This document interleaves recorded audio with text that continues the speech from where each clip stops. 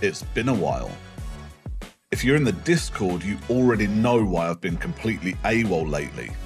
If you're not, it's because I re-injured my back, and somewhere between the MRIs, CT scans and physio, I also got married. But I'm back. Mostly upright, mostly functional, and ready to hit record again. Because this actually marks 1 full year since I started sim racing. 1 year since I jumped into iRacing with absolutely no idea what I was doing. Armed with blind confidence, terrible habits, and a hobby that taught me most of my lessons the hard way.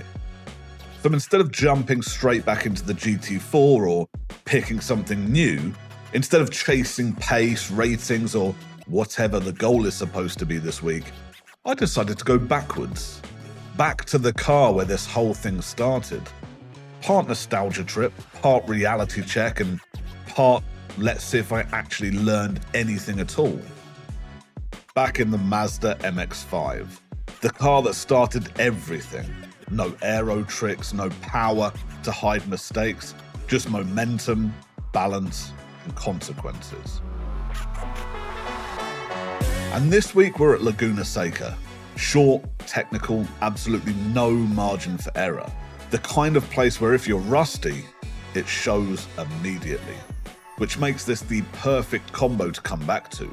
Familiar car, barely familiar track, and no excuses. Let's see how much I've forgotten. Top split. 19 cars on the grid, and somehow I've qualified 10th.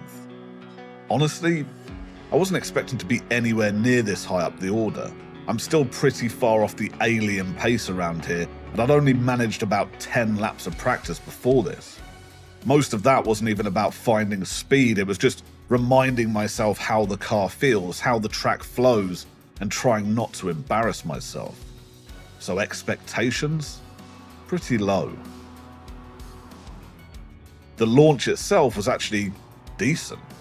Nothing amazing, but clean. I get off the line well enough, stay out of trouble, and for about 3 seconds I start thinking, alright, maybe this won't be so bad. Then we get to T1. On the exit, I get a bit overzealous. Too much throttle, too early, and before I know it, the rear steps out and I'm sideways, staring straight at the sand on the outside of the corner. Somehow I catch it. Barely. But that's my first reminder that I haven't done this in a while. The muscle memory is there, but the margin is thin, and I'm already flirting with it. Alright, relax. No need to force anything here. It's lap 1, cold tyres, full field, plenty of time for other people to make mistakes. So that's the plan. Get into a rhythm, then see what comes naturally. Which almost works. Heading into turn 5, I take a defensive line. I end up giving away a position to a guy going around the outside, but he's massively overcooked it. Too much speed, too much optimism. Sure enough, he runs wide and ends up in the sand.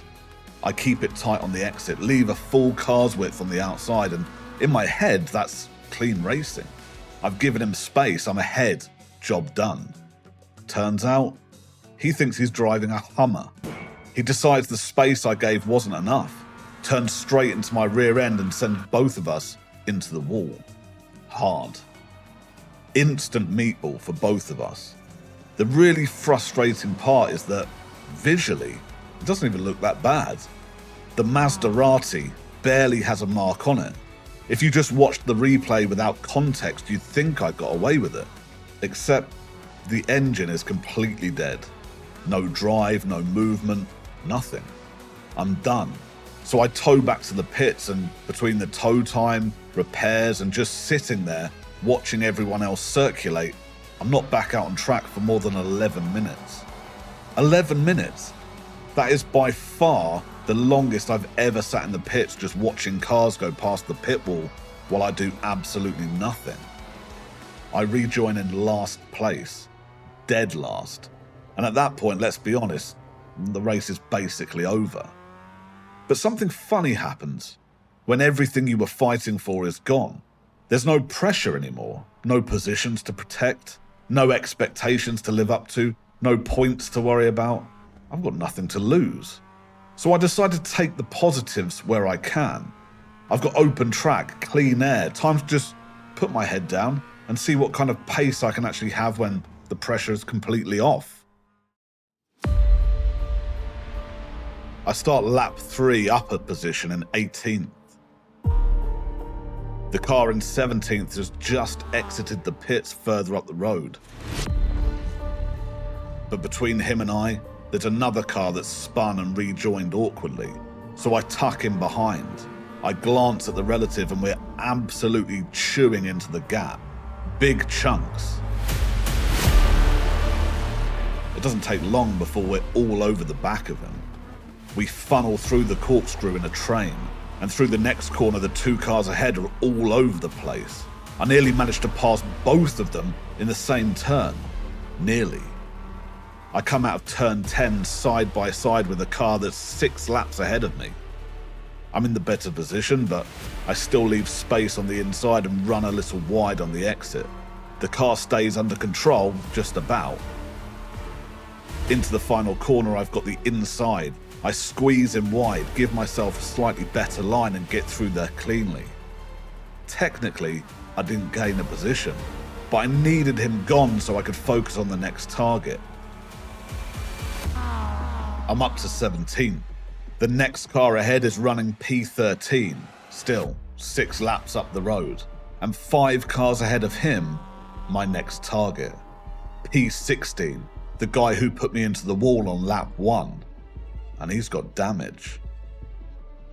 The next lap is actually pretty smooth.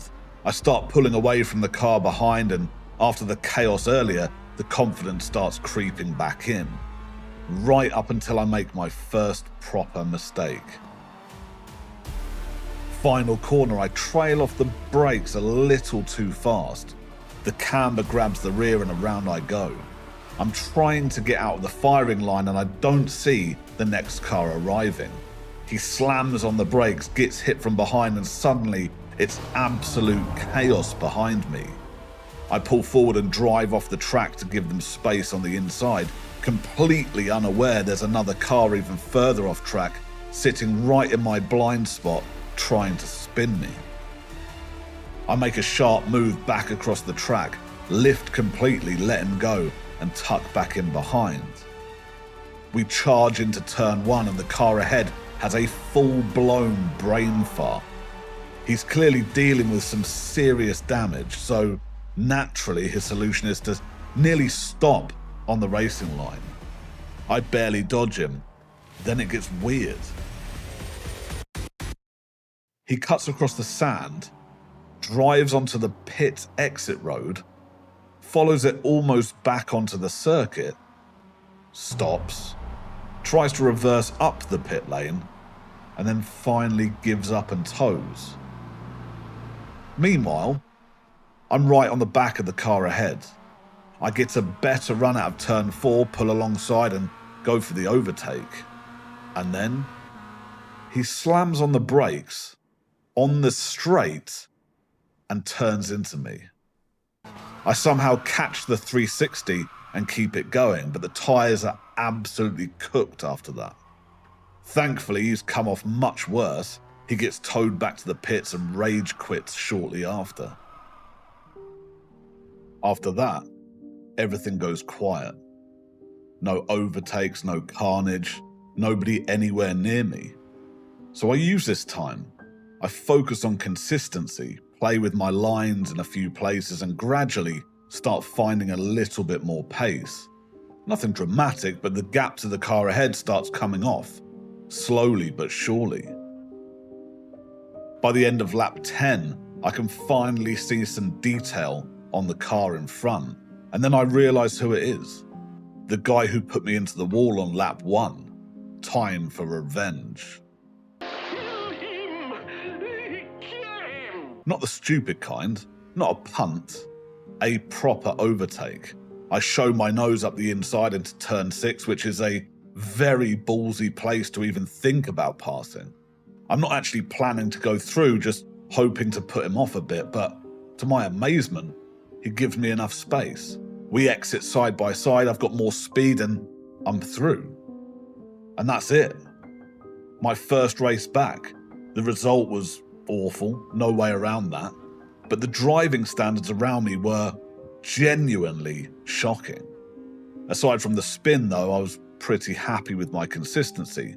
Still rusty, still work to do, but I'd completely forgotten just how good the MX-5 is to drive. And there was no way I was letting that be my only race I did this week. So I lined up again. Top split again, but this time a bigger grid. 22 cars and I'm starting 12th. What surprised me more than the position was the lap time. My qualifying was 1.2 seconds quicker. And that's not down to some magic setup change or sudden talent boost. That's just time hot lapping most of that last race, repeating corners, tweaking lines, letting the car teach me again. It turns out, going back to basics actually works. Another decent start. Nothing heroic, but clean. There's a near miss into turn 1 that makes my heart rate spike for half a second, but everyone behaves themselves and we all come out the other side intact, which already feels like a win after race 1. I settle in behind the group ahead, just trying to stay attached, not forcing anything, not overdriving. The pace feels good, the car feels planted, and by the end of lap 2, I'm right on the bumper of the car in front. This is already a completely different race. Coming into the final corner, I see an opportunity and actually take it.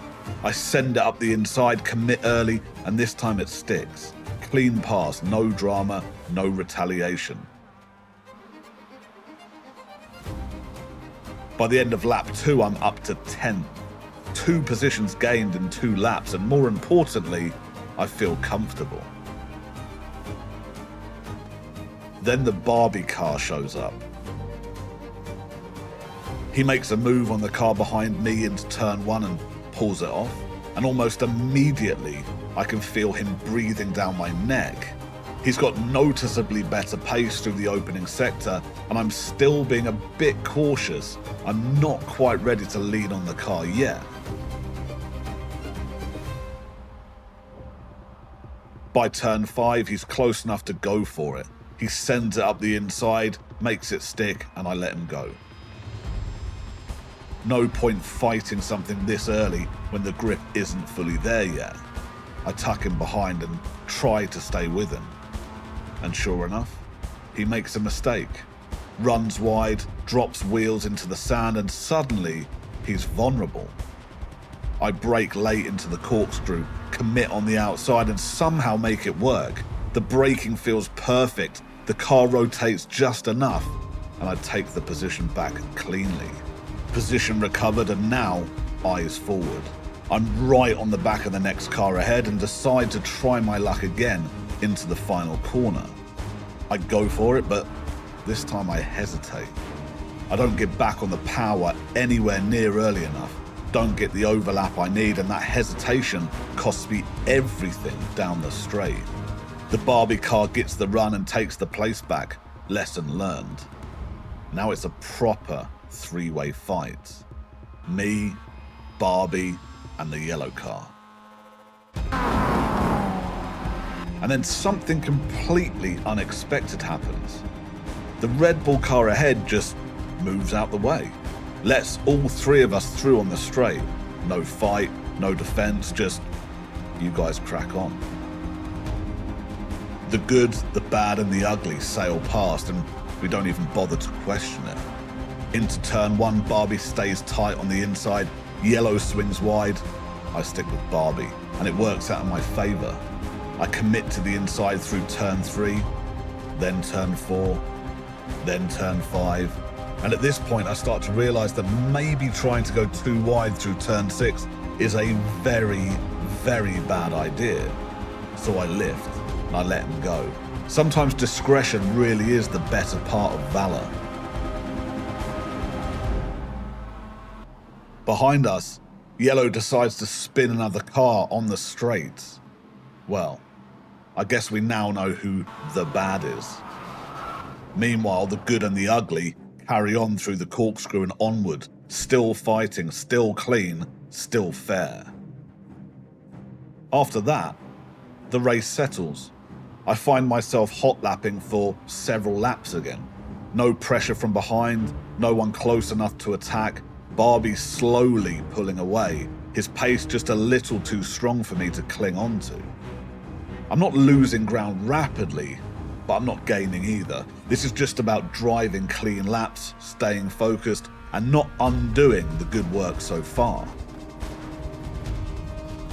Then I notice the mirrors start filling up again.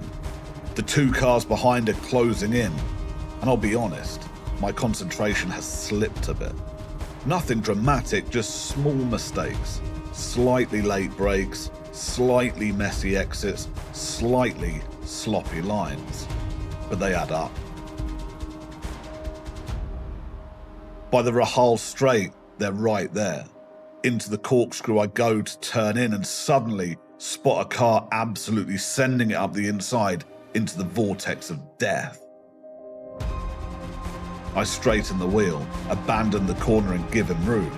I'm not interested in dying over this. Apparently, that still wasn't generous enough. As he straightens up for the next apex with me alongside, he turns into me, spins me around and subsequently removes my front bumper on the other car too. At this point, it's just damage limitation. There's another battle over the next few laps with a different car, and I try to fight it, I really do. But with no front bumper, cooked tyres and terminal understeer, I'm just hanging on. Eventually I have to accept defeat. The car isn't there anymore and neither is the grip. I crossed the line in 10th out of 22. And honestly, I'm okay with that. It wasn't perfect, it wasn't clean all the way through, and it definitely wasn't easy. But compared to race one, this felt like racing. Battles, pressure, patience, mistakes that didn't define the whole race. And more than anything else, it reminded me why I fell in love with sim racing. Man, it's good to be back.